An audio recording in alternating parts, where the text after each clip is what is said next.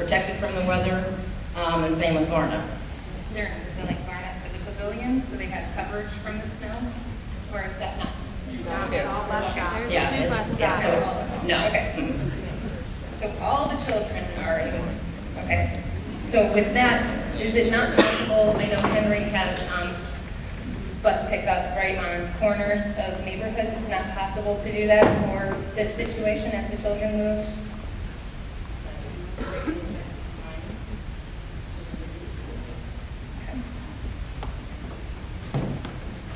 Next question was moving the stuff in and out of the school. What are the safety precautions you're taking to move the things in and out of the grade school building to keep the lead dust from traveling with it? We will clean all furniture prior to taking it into the middle school. Okay. A question that was raised as well was, when will parents be allowed to go into the grade school to collect their children's belongings like gym shoes, mittens, things like that? They won't, They will not. not at this time. Okay. Now this, Staff can collect it for them. Thank you. The next goes on to the cost. You got a cost for abatement. Are you looking at a cost from the mitigation of the lead? Because abatement, you had explained, was very different than mitigation. Mitigation means light scraping without the dust going into the air and painting over what needs to be painted. Abatement is a total removal. Yes, and based on what he read here, M&O says to submit a bid on the abatement work at your facility, and I'm just wondering if that's a play on their words, because the scope of work, as he spells out what they're doing, is mitigation, not abatement. Okay. So that price was for the mitigation. At $160,000.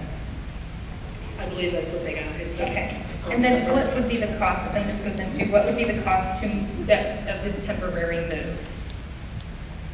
Itself. The move, putting up the partitions, We don't the have- toilets for the pre-K? We don't have those figures yet. Okay. And then the last one that I had was, let me see here. The calling for the buses. The parents are calling you guys to find out what's going on with the buses? That's only if you need to do that. If your on-call is not working, okay, you probably should report that or check and see if you've done everything you're supposed to do. And school will begin Tuesday, as far as we can tell? We hope to begin school on Tuesday. And you will let the parents know via all-call and all other forms? Okay, thank you. Thank you. Can't hear you, Jason.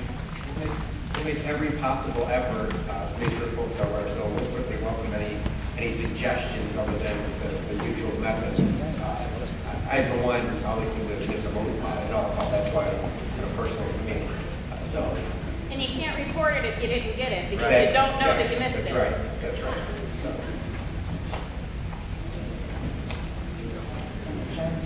This one is about lead paint. I think we're going to address temporary classrooms. Michelle?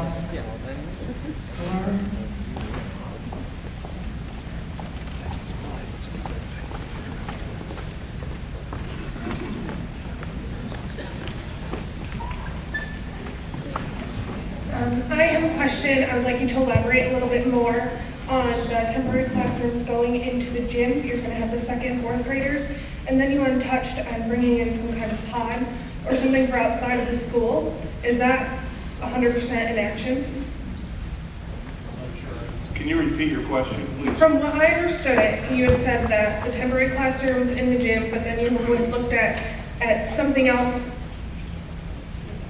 The recommendation tonight is to look into the cost and the configuration of portables. Okay, yeah. Right now, in the middle school, there is 7 vacant classrooms, or potentially vacant classrooms.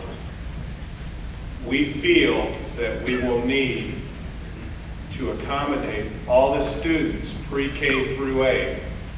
Right now, 12 more classrooms.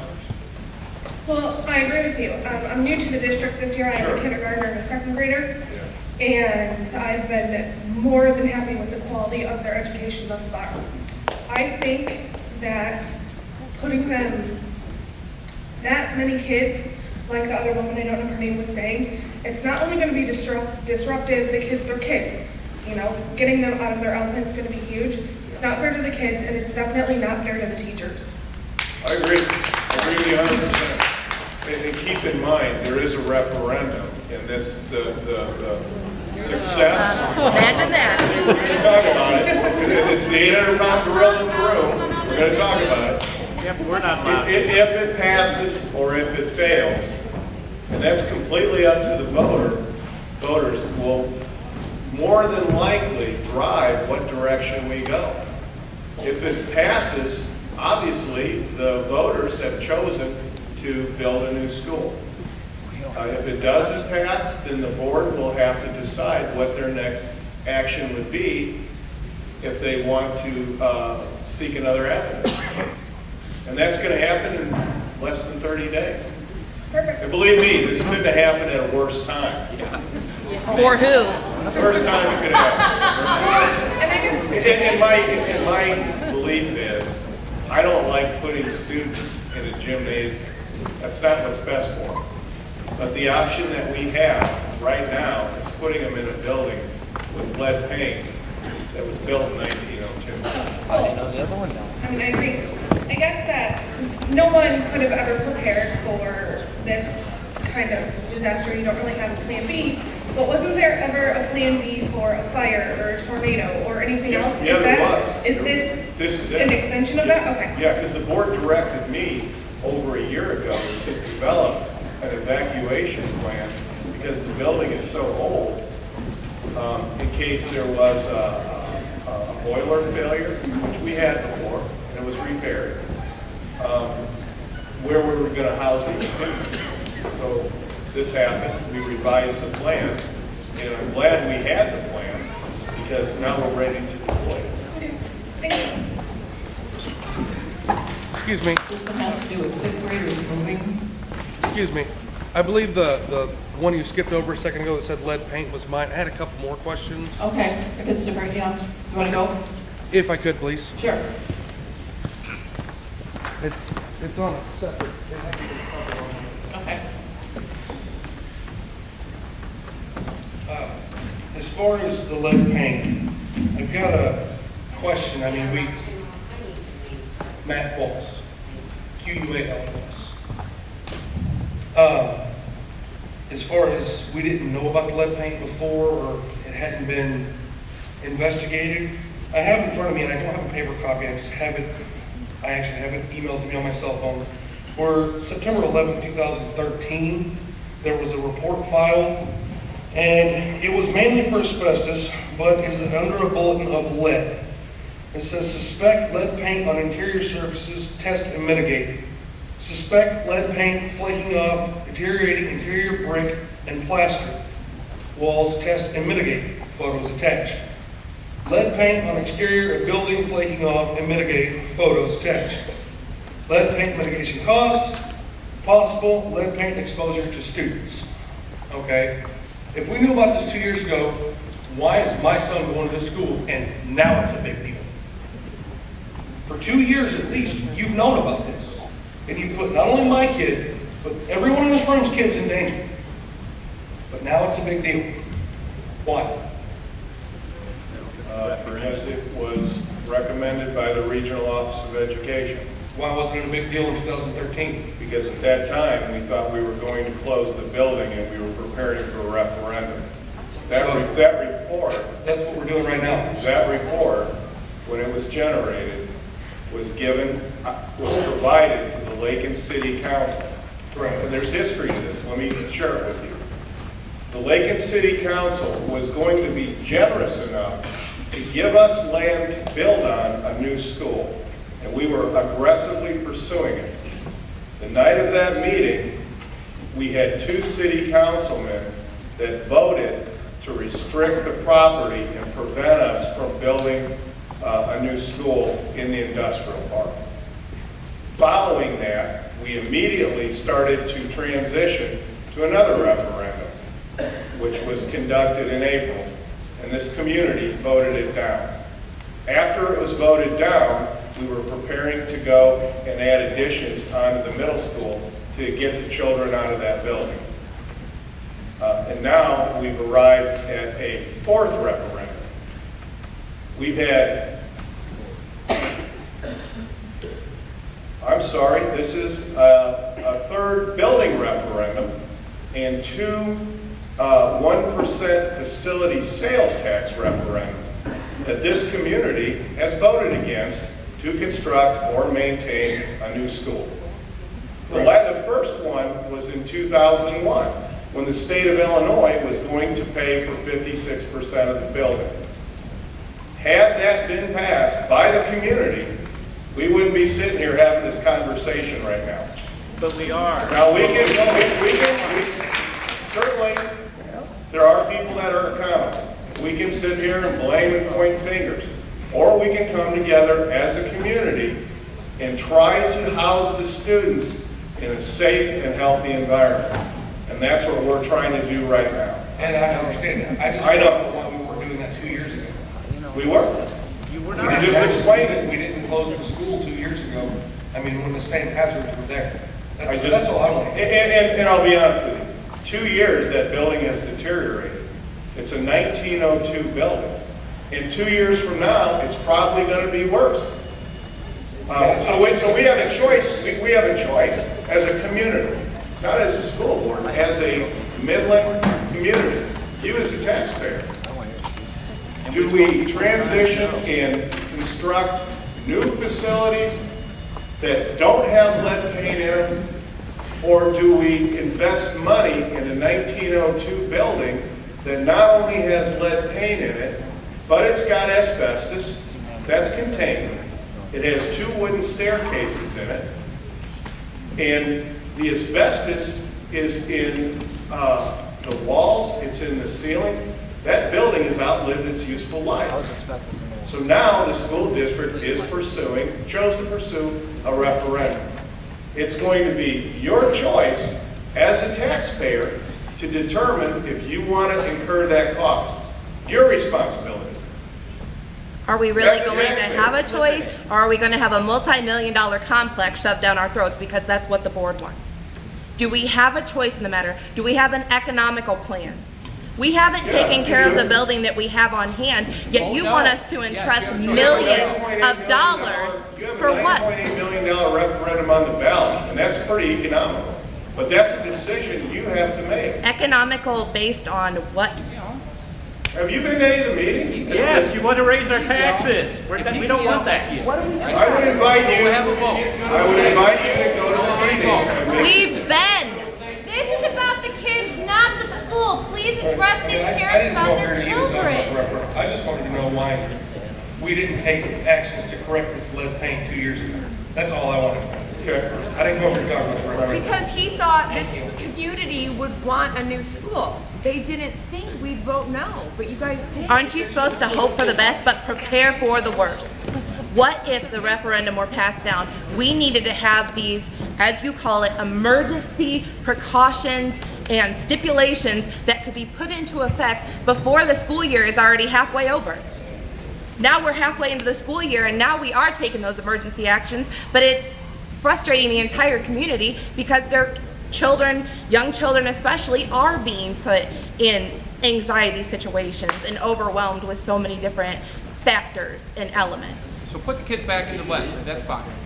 It's not fine, Okay. but it's never been fine. Can we have a list of the people that want to speak? Lindsay, classrooms? Williams? School? Oh, it's about the classrooms, yes, absolutely. Building the building, you still gotta maintain it.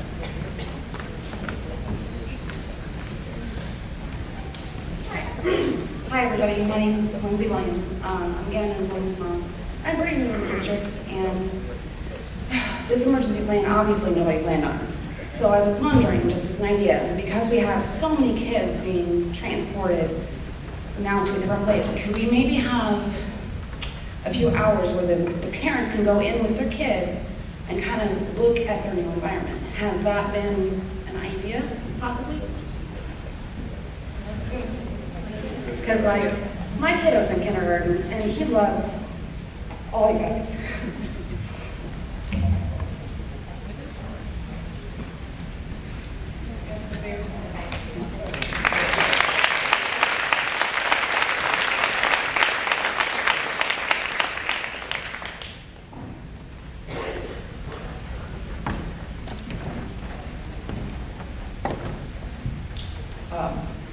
There's a couple people that have asked to talk about why are we moving 5th grade to the high school instead of 8th grade, or just moving the 5th graders. Christina Weiss.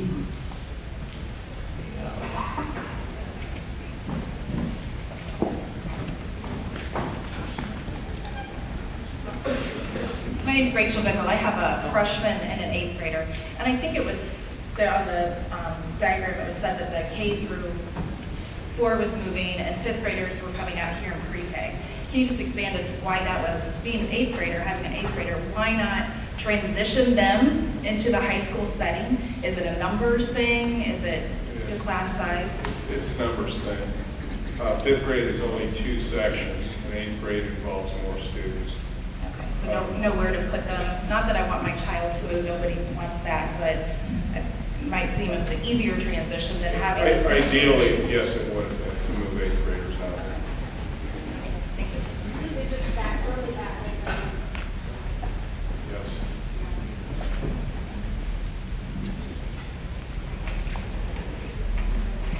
Donna Thompson had moving students also.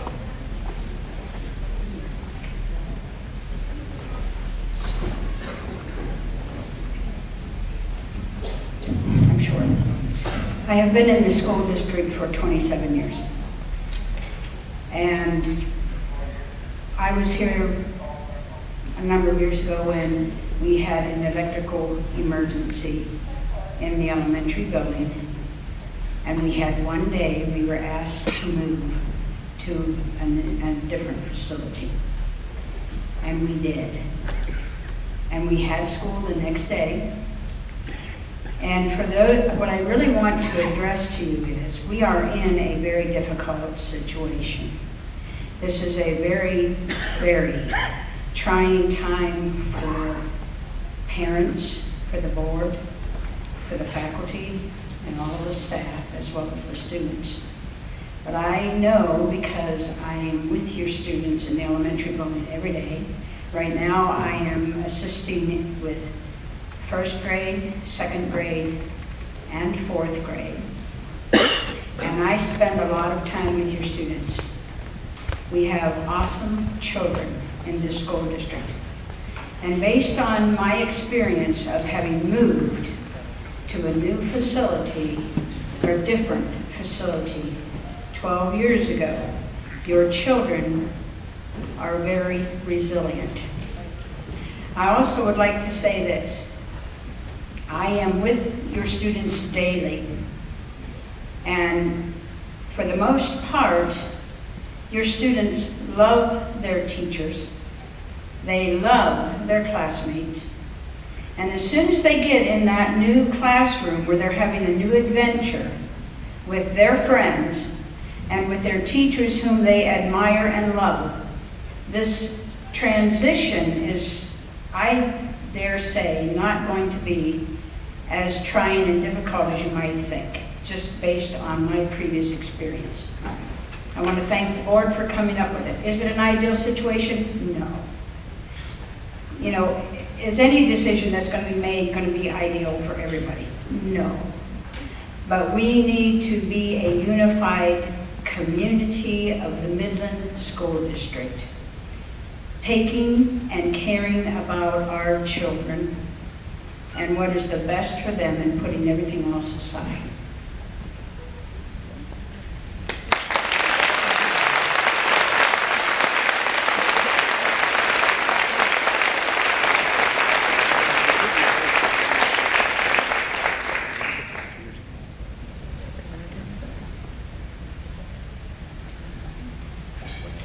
One of the questions here regarding testing at the high school and middle school. Jason, I can't say your last name, asked if, can parents help?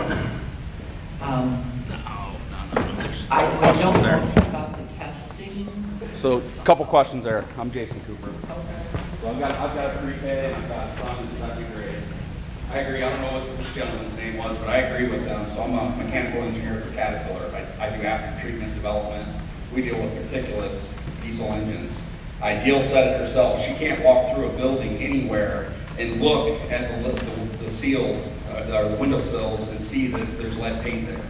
So I am in agreement with this gentleman. Before my kids get moved anywhere, we should do our due diligence and at least test to make sure the environments aren't worse than what we're currently dealing with. Manteno, Illinois had a similar issue, and I don't know if it was lead paint, but they brought pods in, all portable trailers for their students, confined environments. It wasn't a gymnasium. I also teach scout leader. We've tried to do stuff in the gym. What does the gym mean to kids? It means it's playtime. You're going to put them in an infrastructure in the gym and demand them listen to their teachers and respect their teachers in a setting that's meant to burn energy and play. And also, I guess the third thing is I've heard rumors of Sparland's water infrastructure and backing up problems. Are we going to be able to maintain the demand there by moving the students there? And the help thing is, can we help? I mean, we've got trailers. I've got an enclosed trailer. I got another trailer somebody can pull. If you guys need execution of moving stuff to the school, can we help? Thank you. But before my kids go there, I would like to see that testing because I know it's ridiculous to do. I know it happens in the state of Michigan, it's not in the water, but it still could be in their lungs. So before my kids go there, they will be tested.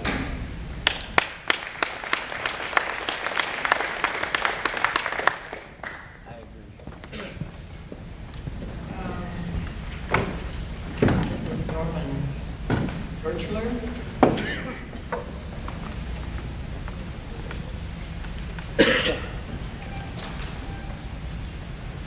I'm wondering if this elementary school is going to be vacated, why is it necessary to spend the extra expense on the abatement or mitigation if it's never going to be used again? Why use that money to do that work?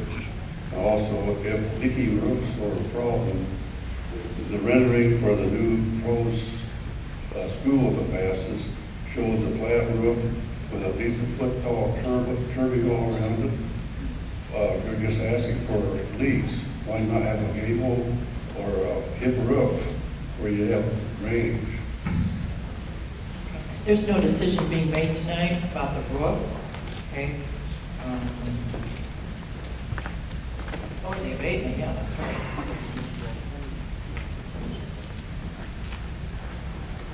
I think that question's been answered too.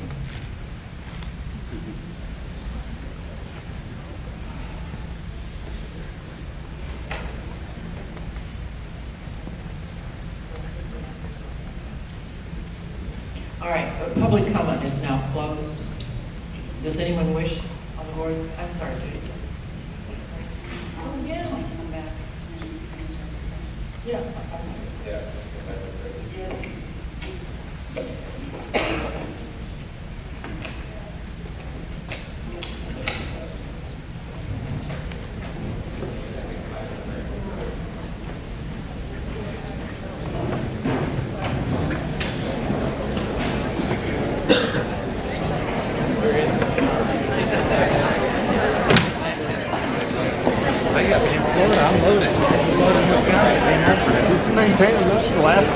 My house was built in 1841. I know exactly what you're saying. So, my house passes all lead tests all the time. I've done everything they're talking about doing here.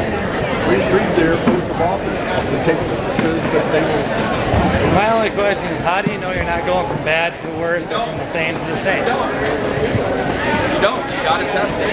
I know. My house was built in 1841. I bring me